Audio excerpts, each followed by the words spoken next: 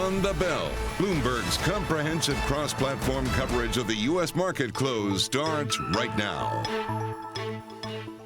And right now, we are 2 minutes away from the end of the trading day. Romaine Bostick, Caroline Hyde, Taylor Riggs counting you down to the closing bell. And here to help take us beyond the bell, we're joined right now by Carol Massar and Tim Stenovec, and welcome our audiences across Bloomberg Television, Bloomberg Radio, as well as on YouTube. An S&P 500 at 3641. It already hit a fresh intraday low at one point on the day. Looks like we're going to hit a new closing low as well. Yeah, we are bouncing off, though, our worst levels of the session when it comes to the S&P and the NASDAQ for sure. But it was interesting. I was just checking out the NASDAQ 100. I mean, so broad-based selling. All of the tech names, almost every name in that index is down today, about 99 or lower. Three are actually holding on to some gains, but it's just a reminder of how tech is really getting killed today, Tim. We just had a great conversation with Luca Paolini, the chief strategist at Pictet Asset Management. He said what we're seeing right now is a return to what we saw pre-pandemic, the idea of weak growth and higher interest rates. It's a more normal, less favorable environment. He did have some optimism, though, said that inflation in the U.S. has peaked. He pointed to oil prices falling, commodity prices coming down,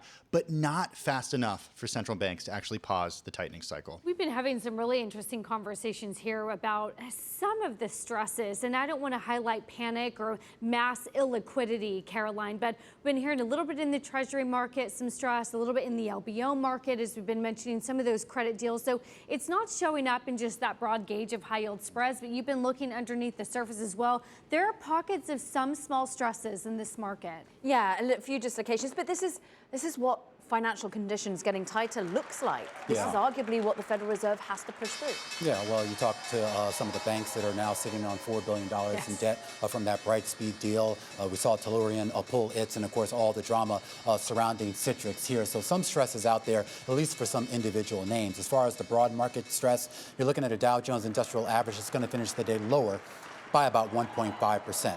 Meanwhile, the S&P 500 is down about 78 points, a little bit more than 2%, and the NASDAQ Composite going to finish the day down by about 2.8%. The Russell 2000 lower by 2.3%. You know, as you guys talk about financial conditions and stress, maybe you want to take a look at the banks. And the banks were down about 1.6%. So, Taylor, doing a little bit better than what we saw in terms of the trade for the S&P 500 and the NASDAQ today. Carol, it is you and me against the world. Because Romaine tells me this, I quote, broad-based sell-off too much. But I'm going to take my cues from you. Because take a look at this sort of underneath the surface. Take a look at even, quote, the best performers. And it is still all red on the screen. So when you see sort of this massive selling in the broad-based selling that is under pressure, this is a good way to show that. Energy was the best performer, but it's still off about 0.1%. Finally, we'll just go to some of the worst performers on the day.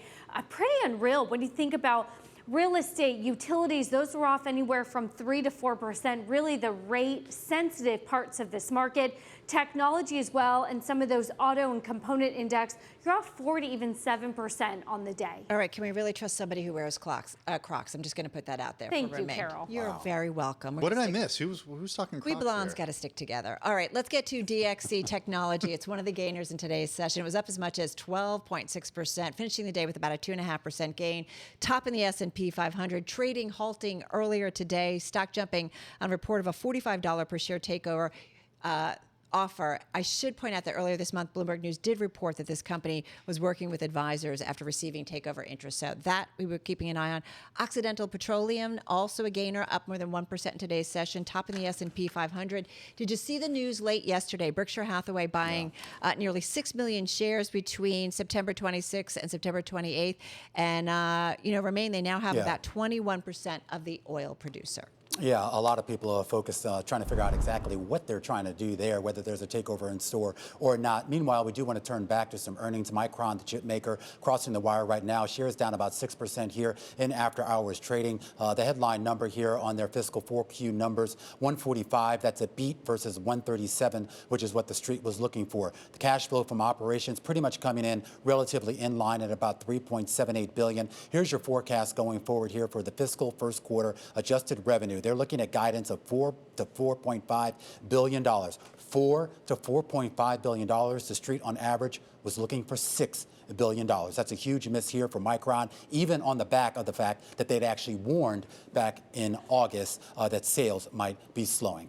We just want to mention Caroline and I both saw this and our ears perked up immediately. We're hearing from the CEO saying that we're taking decisive steps to reduce our supply growth, including a nearly 50% wafer fab equipment CapEx cut versus last year. We're expecting to emerge from this down cycle more well-positioned to capitalize on that long-term demand for memory and storage. So a little bit of a CapEx cut relative to last year. And this is where the pain is clear, because Sanjay Mehrotra, when we spoke to him previously earlier this year, he said, look, we are done with the boom-bust cycles. So many chip executives have wanted to tell us that it's a new era in some way, but clearly we have got a stage where we have too much supply in the market. The company CEO, as you mentioned, saying we expect to emerge from this down cycle well-positioned, but how long is this down cycle going to last? And at this point, where are we in the down cycle? That's the big question here. Just want to hit you a couple other numbers here. The company now projecting a fiscal first quarter loss. That's on an adjusted basis of about 6 cents a share.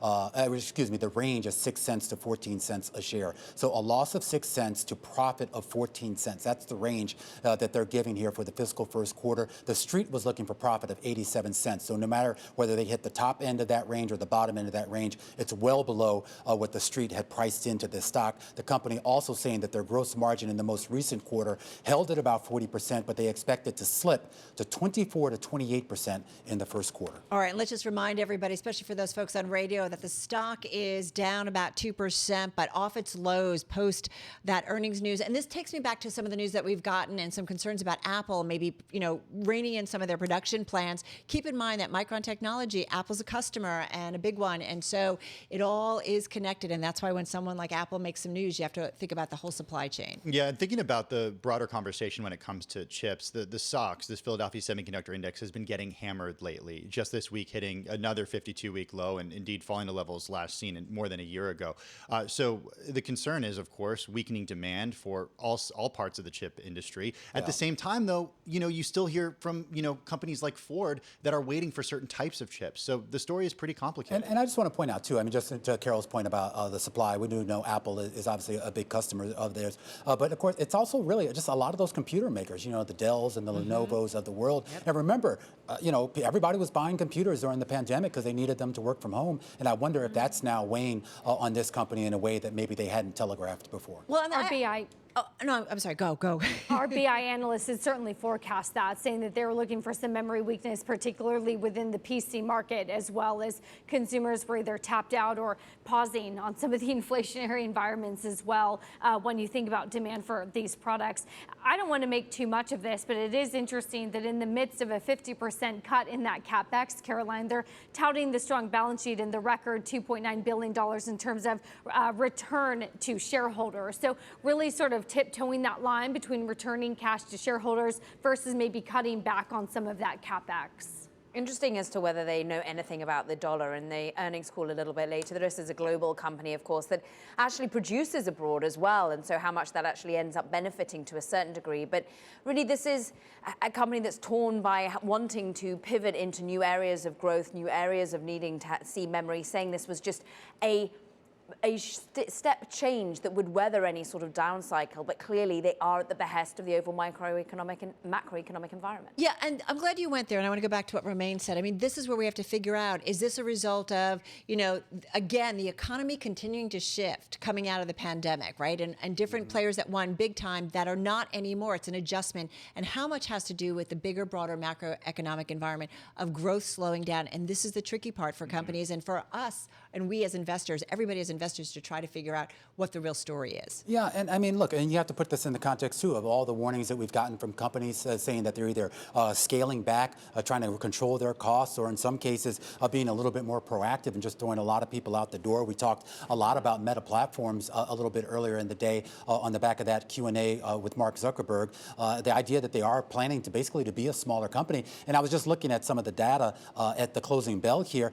This is the first time in quite some time that Meta has actually not been in the top 10 largest companies in the S&P 500 based on market cap, actually falling out of the top 10 today on an official basis. Exxon moving up a little bit here, so a little bit of a changing of the guard as people position for, I guess, for what they think, at least in the now, is a better deal. Back to Micron just for 1 second here.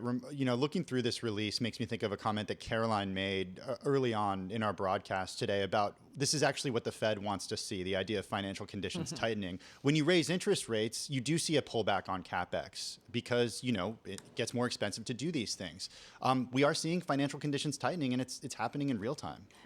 What's interesting, though, is whether analysts start to keep up. We're about to embark on a new earnings season. Yeah. We still got 29 buys on a Micron, only 2 sells. The price targets are still well above where the price actually is at the moment. When are we going to see that sort of capitulation coming from the street? Yeah, exactly. And let's not forget, we've got Nike earnings, so we're going to get a good reading shortly on the consumer base. That stock, like so many, hitting 52-week lows again in the trade. All right, guys, we got to wrap. We got to wrap it up here on radio, TV, and YouTube. It's been a busy Thursday. We will be back again, same time, same place tomorrow.